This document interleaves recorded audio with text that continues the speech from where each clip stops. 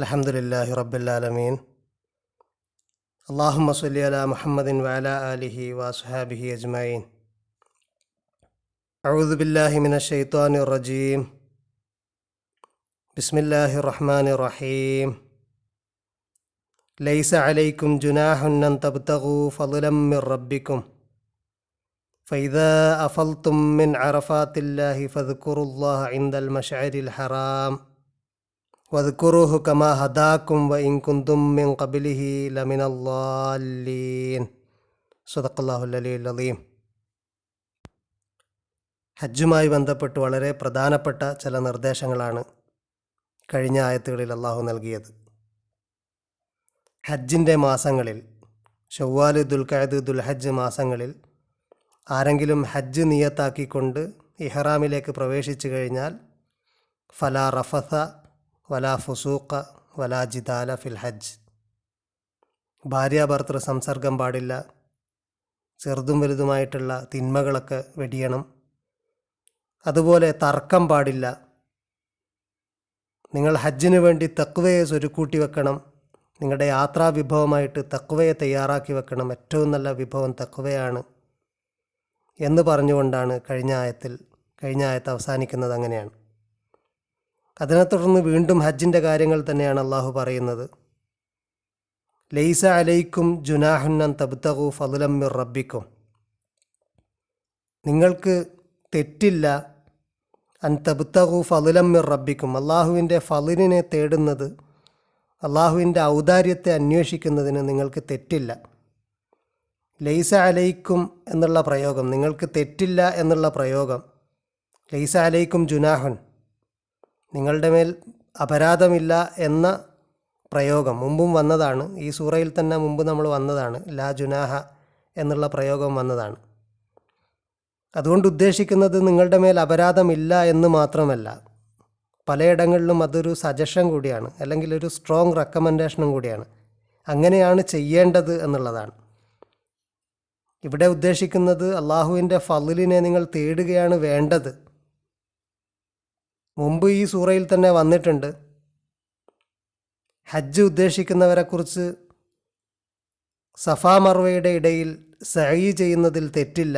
ഇന്ന സഫാ വൽ മർവത മിൻ ശആഇരില്ല എന്ന് പറയുന്ന 158 ആയത്തിൽ അങ്ങനെ പറഞ്ഞിട്ടുണ്ട്. ഫമൻ ഹജ്ജൽ ബൈത അവ ഇഅ്തമറ ഫലാ ജുനാഹ അലൈഹി അൻ യതവഫ ബിഹിമ.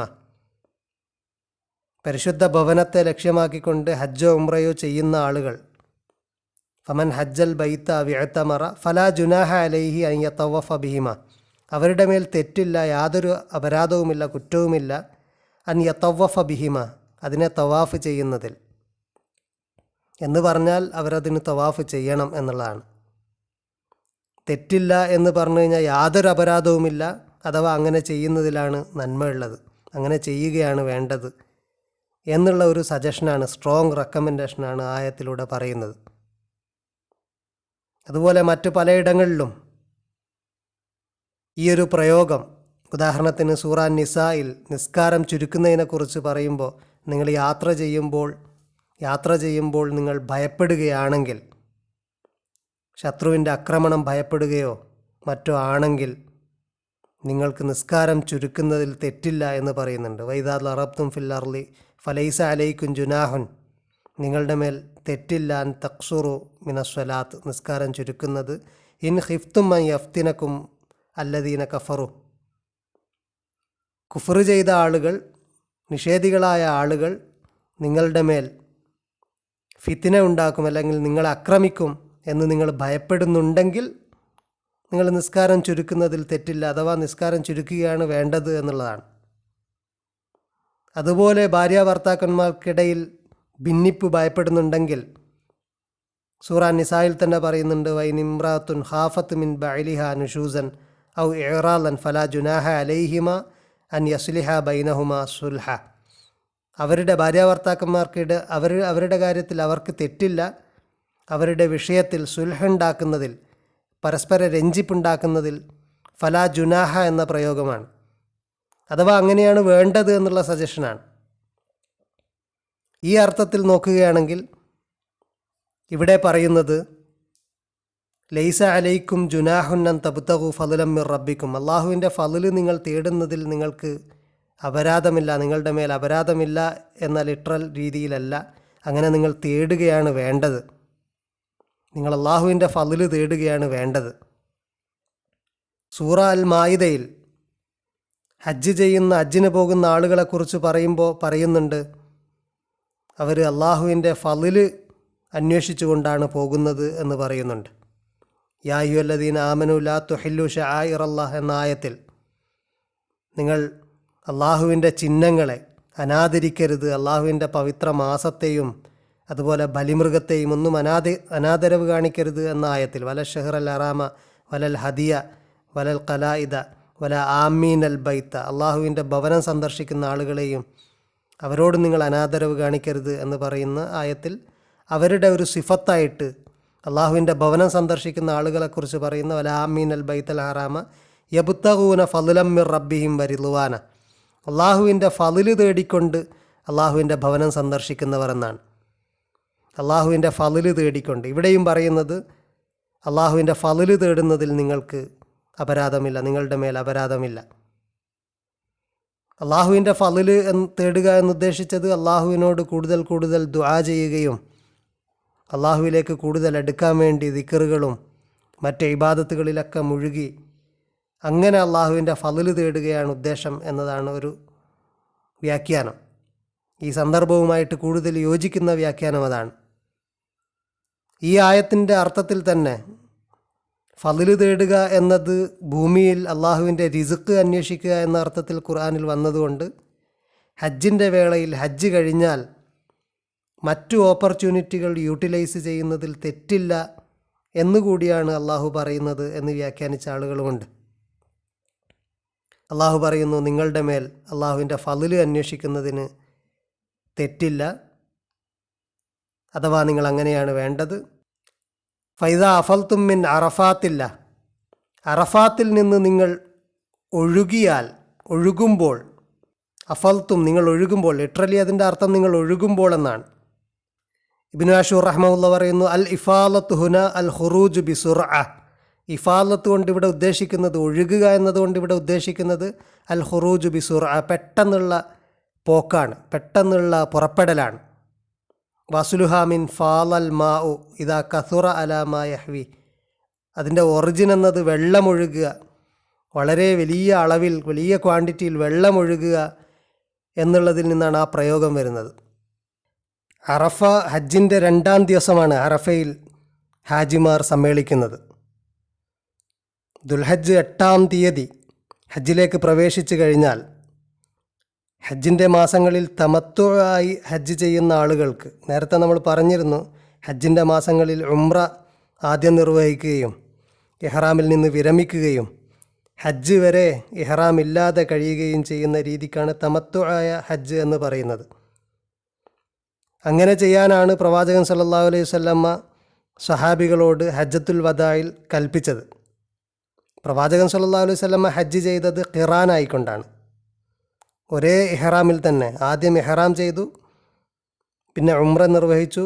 ഇഹ്റാമിൽ നിന്ന് വിരമിക്കാതെ ഹജ്ജ് വരെ പ്രവാചകൻ സല്ലല്ലാഹു അലൈഹി വസല്ലമ നിന്നു, അങ്ങനെ ഹജ്ജ് ചെയ്തു. അങ്ങനെയാണ് പ്രവാചകൻ്റെ ഹജ്ജ്, ഖിറാനായ ഹജ്ജാണ്.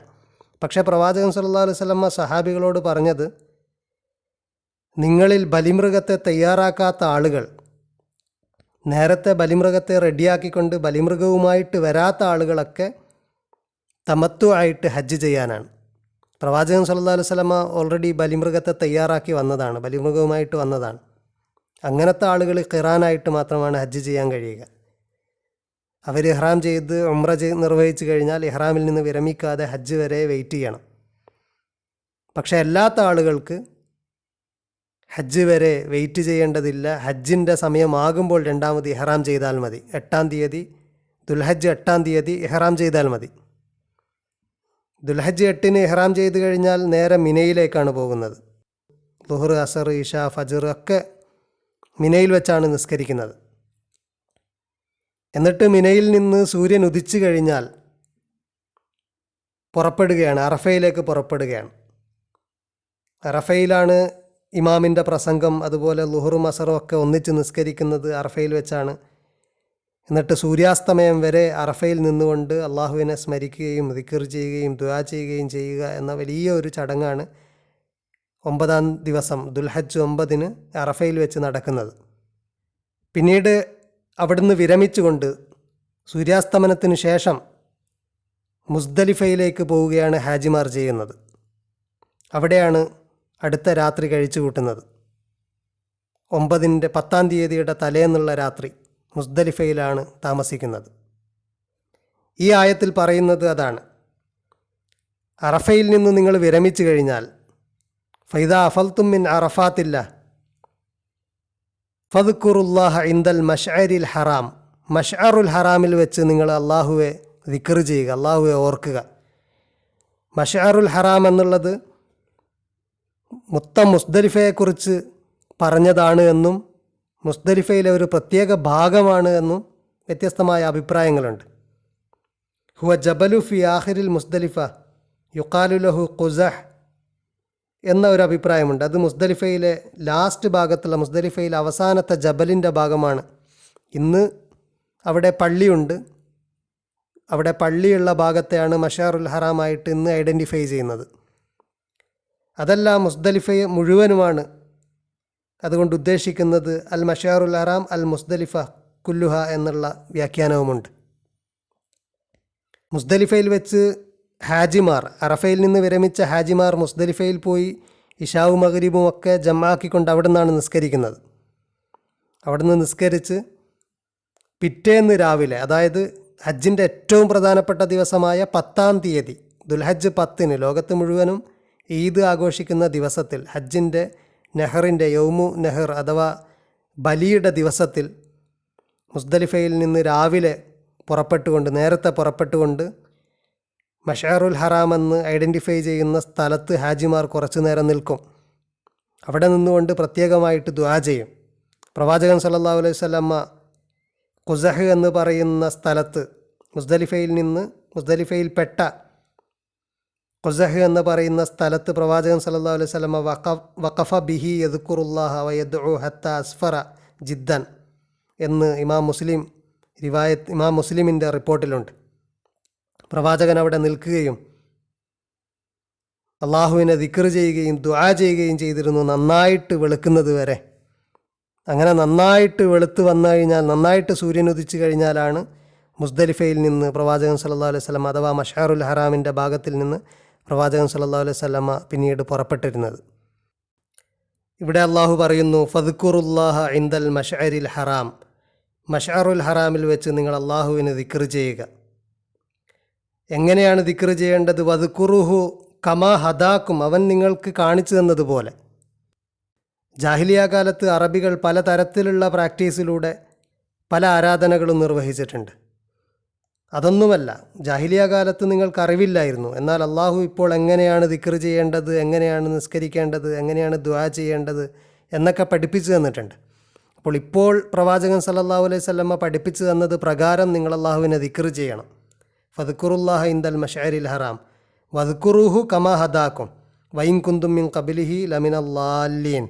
നിങ്ങൾ മുമ്പ് അറിവില്ലാത്ത വഴിപിഴച്ച ആളുകളിൽപ്പെട്ടവരായിരുന്നു. അതുകൊണ്ട് വഴിപിഴച്ച ചില രീതികളൊക്കെ അറബികളുടെ ഇടയിലുണ്ട്. അതനുസരിച്ചാണ്, ജാഹിലിയ കാലത്തുള്ള ചില പ്രാക്ടീസ് അനുസരിച്ചാണ് അറബികൾ ഹജ്ജിൻ്റെ കർമ്മങ്ങളൊക്കെ നിർവഹിക്കുന്നത്. അള്ളാഹു പറയുന്നു, മഷാറുൽ ഹറാമിൽ വെച്ച് നിങ്ങൾ അള്ളാഹുവെ ധാരാളമായിട്ട് സ്മരിക്കണം. അത് അള്ളാഹു എങ്ങനെയാണോ നിങ്ങളെ സ്മരിക്കാൻ പഠിപ്പിച്ചത് ആ രീതിയിൽ സ്മരിക്കണം. ജാഹിലിയ കാലത്ത് നിങ്ങൾ അറിവില്ലാത്ത ജനതയായിരുന്നു. അതുകൊണ്ട് നിങ്ങൾ അള്ളാഹു ഇപ്പോൾ കാണിച്ചു തന്ന രീതിയിലാണ് ചെയ്യേണ്ടത്. ഹജ്ജിൻ്റെ കർമ്മങ്ങളെക്കുറിച്ചുള്ള ബാക്കി ഭാഗങ്ങൾ തുടർന്നുള്ള ആയത്തുകളിൽ വരുന്നുണ്ട്. ഇൻഷാ അല്ലാഹ് നമുക്ക് അടുത്ത ക്ലാസ്സിൽ വിശദീകരിക്കാം. വാഖിർ ദഅവാനാ അൽഹംദുലില്ലാഹി റബ്ബിൽ ആലമീൻ.